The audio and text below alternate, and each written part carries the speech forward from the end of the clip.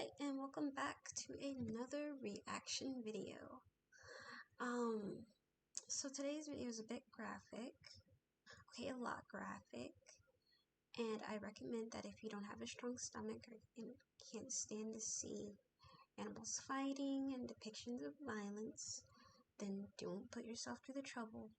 Please click off the video for your own mental health. And if don't have a problem with stuff like that, then feel free to stay and watch the video with me.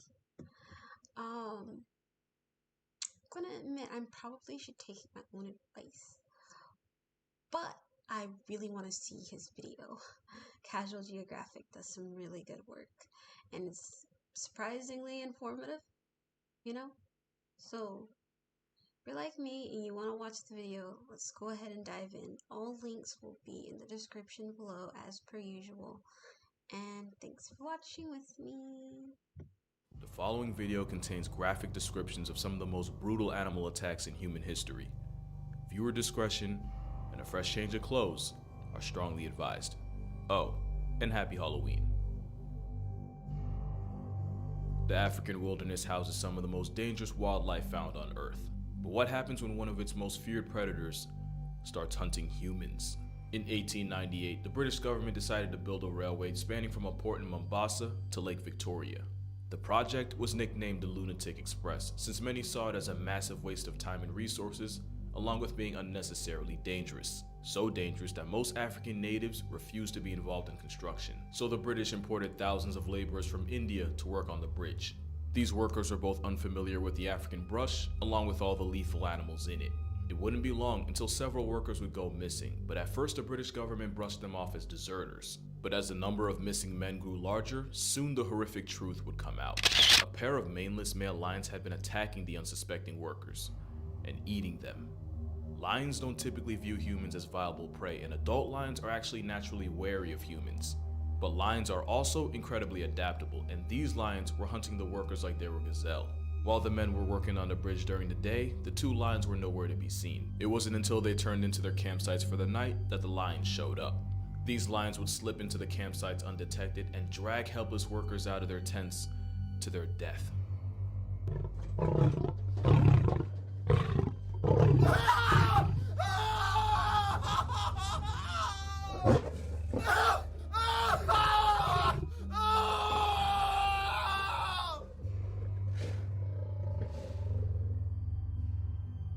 In one gruesome attack, one of the lions had grabbed a well-respected and powerful sick worker and ragdolled him out of his tent, while the other workers could only listen to his bone-chilling screams of agony. The next day, his fellow workers found him, and from the position he was sitting in, it appeared as though he had survived. But as the men drew closer, they realized not only was he completely lifeless, but the lions had licked the skin completely off his cheeks, which formed a grisly smile.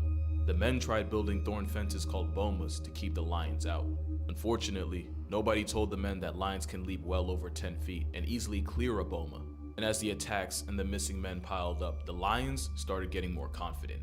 At first, weeks would go by between attacks, but soon, fatal maulings would happen almost daily. And while early on, only one of the rogue males would enter the campsite at a time, soon they'd start slaughtering workers together. In one chilling incident, they had moved the site of a hospital which the lions had began targeting. They moved the hospital over a mile away and set up the new hospital as a trap for the lions. Only a day later, the lions found the new hospital and continued their carnage. The lions even appeared to have plot armor. At one point, they had succeeded in trapping one of the male lions, but when the enraged predator started tearing the trap apart, panicking sepoys opened fire and missed every shot. One shot managed to spring open the trap door, allowing the lion to slip away. And as the attacks persisted, it appeared as though the lions had gone from killing to eat to just killing. We don't know just how many lives were taken, but according to Lieutenant John Patterson, up to 135 men were lost by the time the construction and the lions were finished. And we don't know for sure what led these lions to go on a human hunting spree. One of the lions was found to have an abscess in his teeth, causing a painful infection that may have been too debilitating to hunt his usual prey, forcing him to seek out easier targets. One theory is that in the past, Arab slave trade caravans would run through Tsavo, and men that would have made no money on the market, like the old, injured, sick, or dying, would just be tossed down into the brush. It's possible that these lions of Tsavo were fed by these crimes against humanity and learned that humans as a food option is never completely off the table.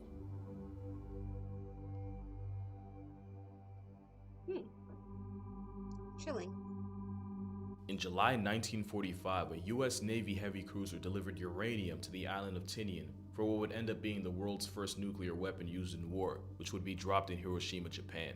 Japan would get its revenge when a torpedo struck the USS Indianapolis as it was en route to the Philippines. In only 12 minutes, the imposing military cruiser was underwater, along with anyone unlucky enough to escape in time. Although, considering what would happen, maybe they were the lucky ones.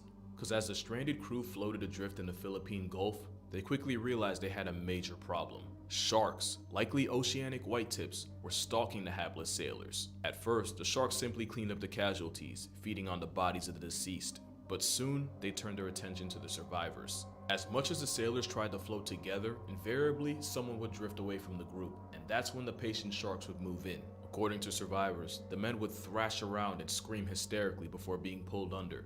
And only a short while later, a life jacket would resurface, and nothing else. And as the dehydration, intense exposure, and saltwater poisoning took its toll, some men would hallucinate that they were being rescued and would swim away from the group towards a ship that wasn't there, not realizing they were paddling towards their own death. Even worse, some of the men would become delirious and start attacking their fellow shipmates, forcing them to literally cast them off towards the sharks.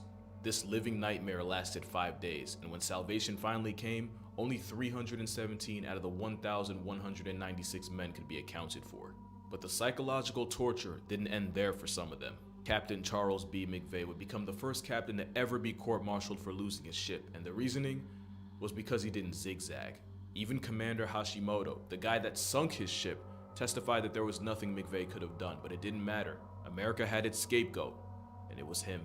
McVeigh regularly received hate mail and threats of violence from the family of the fallen. In 2000, he would be exonerated and found to have committed no wrongdoing, but not before the harassment and crippling survivor's guilt would break him. On November 6, 1968, the captain that had survived war, man-eating sharks, and dehydration took his own life while holding a toy sailor he had been given as a boy for good luck. The true monsters of this story weren't the sharks.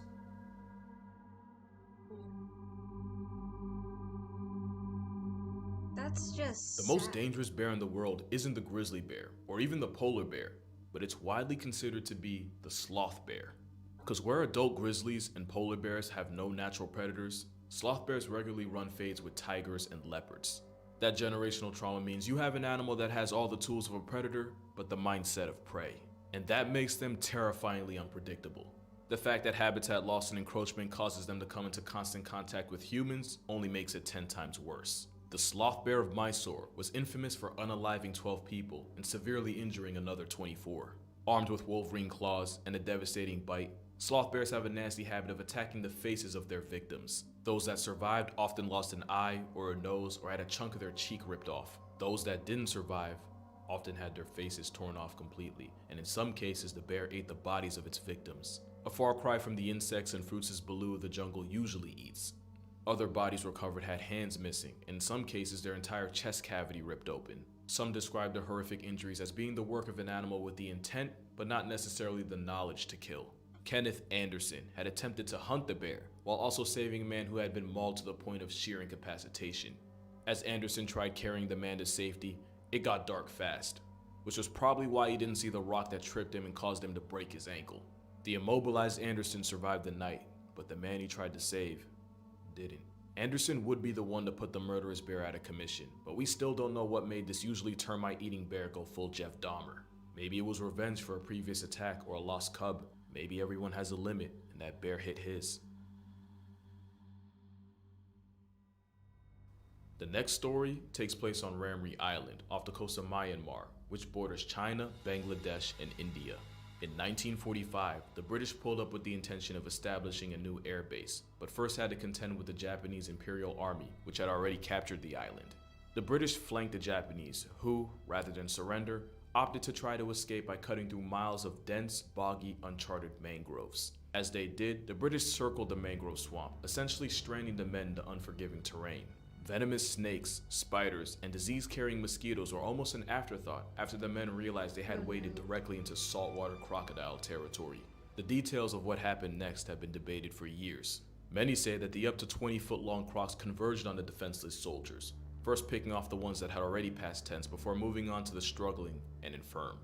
One British soldier described hearing 3 distinct sounds: the incessant firing of rifles overhead, the erratic splashing of excited crocodiles, and the blood-curdling cries of the men being dismembered and devoured alive. According to him, the sounds were deafening. Some men sought to take cover in the trees only a couple feet above the marauding reptiles when they made a horrific discovery. Crocs can easily launch themselves several feet out of the water, and the men that hadn't climbed high enough were caught in those snare trap jaws and torn to shreds. Another chilling realization was the intelligence of the cold-blooded predator. According to multiple sources, the crocs would use their tails as battering rams to slam against the base of the trees, hoping to knock loose a prize like a twisted human piñata. Like African crocodiles camping in rivers during great migrations, these crocodiles seem perfectly content to bide their time.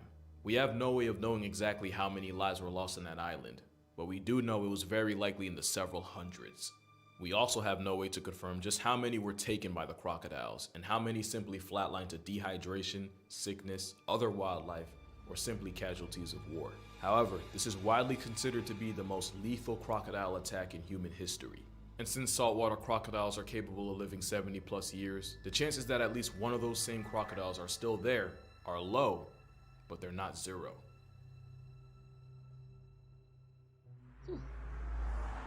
Crocodiles are one of the most stubbornly resilient things on Earth. They've been around for about 200 million years and have barely changed. And with a wide-ranging diet and few if any natural predators, crocs can live virtually anywhere there's warmth and water. So it makes sense that one of the most infamous animal serial killers of all time was a crocodile.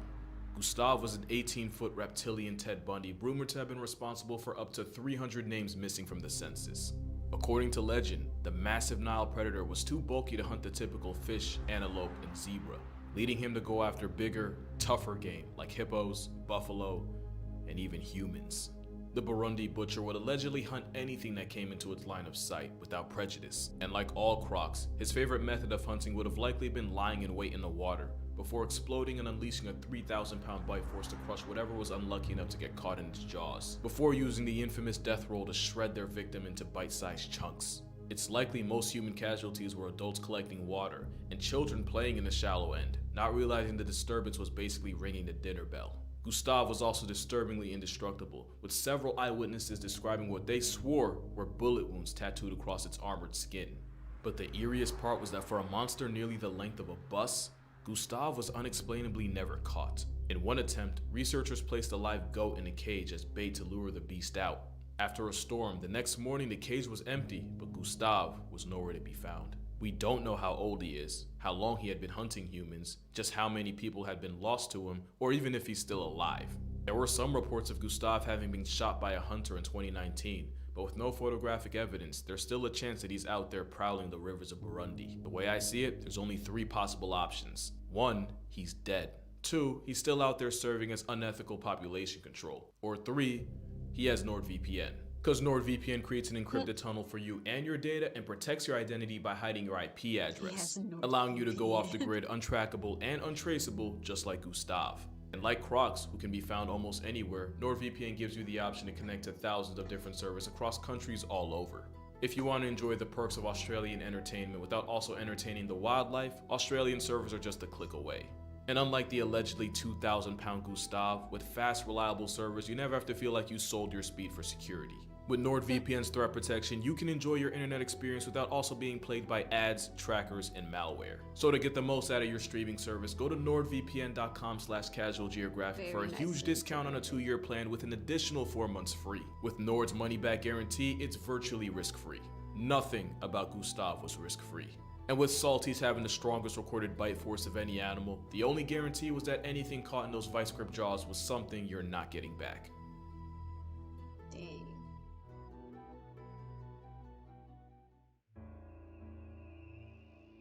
In 2003, locals in Malawi were so terrified of one animal that it drove 4,000 of them to completely abandon their villages to seek refuge. The marauding beast had mauled 3 people into chalk outlines and severely disfigured another 16. Those that survived were essentially crippled for life, with some missing both hands and legs, with others missing eyes and ears. In one gruesome attack, a woman had gotten her jaw completely detached. The mysterious assailant was so feared and avoided capture for so long that some believed that the attacks were the work of a supernatural creature. In truth, these people were being stalked and hunted by a rabid hyena. Although they're armed with arguably the most devastating bite of any land mammal, hyenas are actually wary of humans. But as many will tell you, anything that gets rabies quickly becomes a different kind of animal, especially when that animal has jaws strong enough to amputate an elephant. The rabid hyena terrorized the people of Malawi for weeks, but whether the actual animal responsible for the maimings was caught and killed was never confirmed.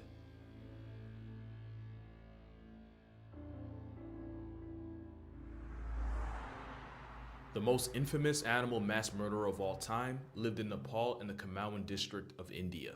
The Bengal tiger of Champawat was believed to be responsible for 436 less people on Earth. According to research, the carnage started in Nepal, but when hunters were called in, the tiger successfully evaded all of them.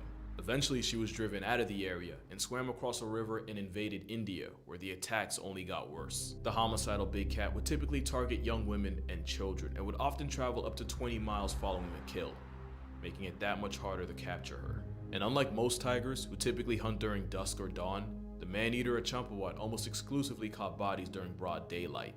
She became so reviled that locals no longer referred to her as a cat, but as the Devil of India. So she crossed borders and became a problem for the next guys.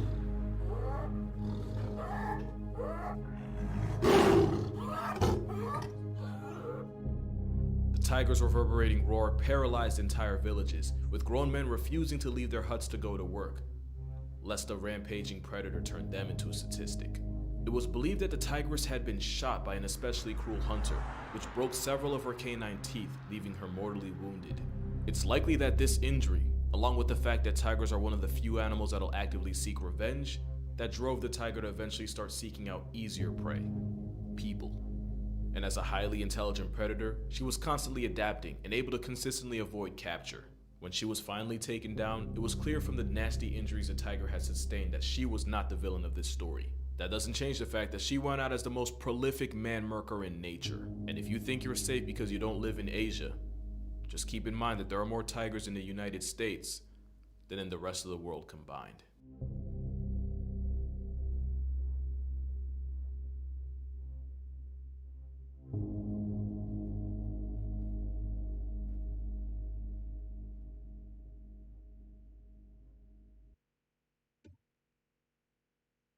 Okay.